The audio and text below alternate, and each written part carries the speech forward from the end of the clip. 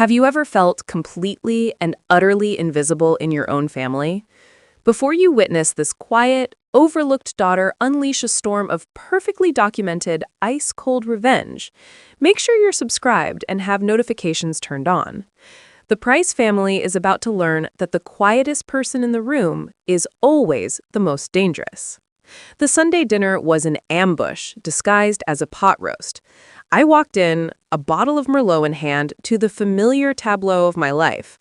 My father complaining about property taxes, my mother fretting over the seating chart, and my younger sister, Corinne, glowing with the news of her latest world-changing app. I was Jeanette Price, 29, the reliable one, the boring one, the one who paid for things. For 7 years, my paycheck had been the silent, unacknowledged pillar holding up our family's comfortable life. My mother's emergency surgery, the house's foundation repair, my father's new truck's transmission, my sister's endless parade of failed startups, I had paid for it all, delaying my own life, my own dreams, because family comes first. Tonight, I learned that I was not considered family. I was considered an asset. As the pot roast was served on the good china, a special occasion, my father stood, his expression grave. "Your mother and I have an announcement," he began. "We've decided to sell the house." The words hung in the air, a stunning betrayal.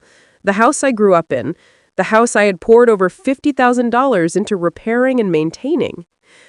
"And," my mother added, her smile not reaching her eyes, "we've decided to give all the equity, about $200,000, to Corinne to get her new app across the finish line." The room spun. My wine glass slipped from my numb fingers and shattered on the floor, the red liquid pooling on the hardwood like blood. "What about me?" The question was a pathetic whisper. "Oh, honey, you're established," my mother said, as if my stability was a character flaw. "Corinne needs the chance you've already had." "Your sister deserves this," my father added, his voice hard. "This app could be worth millions." I looked at Corinne. She wouldn't meet my eyes, her fingers already dancing across her phone screen. They continued dinner without me, a perfect family portrait with one inconvenient piece cut out. In that moment, the quiet, accommodating daughter they had always relied on died. In her place, something colder, sharper, and far more dangerous was born. The next morning, my friend Marnie, who works at a credit union, called me with a whisper. "Jeanette, I saw something I shouldn't have. There's a new $70,000 home equity loan against your parents' house. The signatures, they look forged." That night, using the account access they'd given me years ago for emergencies, I pulled the loan documents. The forgeries were laughably bad. My father's name missing his characteristic flourish. My mother's too loopy, too feminine. It was my sister's handwriting. Bank fraud. A felony. The plan to sell the house wasn't about funding her app. It was about paying off a secret, fraudulent loan before the bank discovered the crime. I didn't scream. I didn't cry. I created a new folder on my laptop titled Family Meeting and began to methodically scan and save every document, every signature comparison, every shred of evidence. At 2 a.m., I texted Marnie. "Can you testify about the signatures if needed?" Her reply came a minute later. "As your friend? Absolutely." The trap was set. This is the turning point, where the family ATM becomes a forensic investigator. The game has changed, and they have no idea. If you are living for this ice-cold revenge, smash that like button and let me know in the comments, what do you think her next move should be?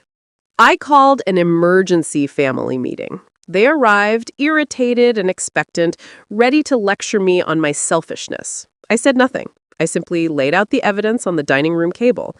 The loan documents, the signature comparisons, the proof of a $70,000 crime. Corinne crumbled, tears flowing on cue. "I needed it for the app," she sobbed. My father, his face shifting from shock to panic, moved to block the door. "You will not send your sister to prison," he commanded. "We are a family. We will fix this. We forbid you from calling anyone." "I will not pay for her crime," I said, walking past him, "and I won't be part of your cover-up." The next morning, their coordinated attack began. Corinne's tearful Facebook post about her jealous, bitter sister went viral in our community. My father sent a mass email to our extended family, painting me as a villain, creating division over a simple financial arrangement. My mother left weeping voicemails accusing me of tearing the family apart. They thought they could shame me into submission. They didn't know I was documenting everything. The posts, the emails, the voicemails, all saved, time-stamped, and categorized in my evidence folder. When my father cornered me in the office parking lot, his face contorted with rage, I let him threaten me. I just glanced up at the security camera, its red light blinking, and added his performance to my growing collection. The bank's fraud investigation was swift and brutal. My evidence was irrefutable. When they called my parents for a statement, the house of cards collapsed. The HELOC fraud triggered a default on their primary mortgage. The sale of the house fell through. Within months, they were forced into bankruptcy.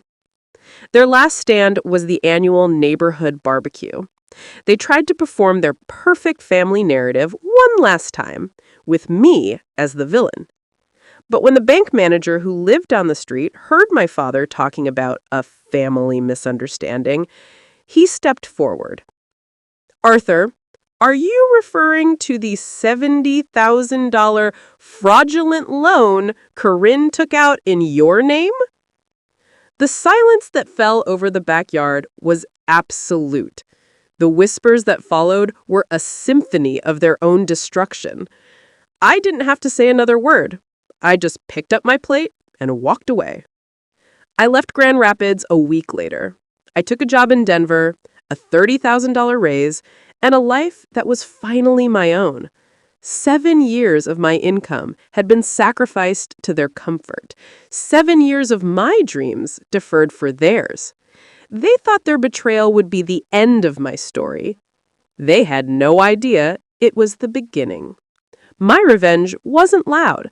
It was a perfectly organized folder of evidence, a series of quiet strategic decisions, and the beautiful, deafening silence of my phone no longer ringing with their emergencies. They say revenge is a dish best served cold.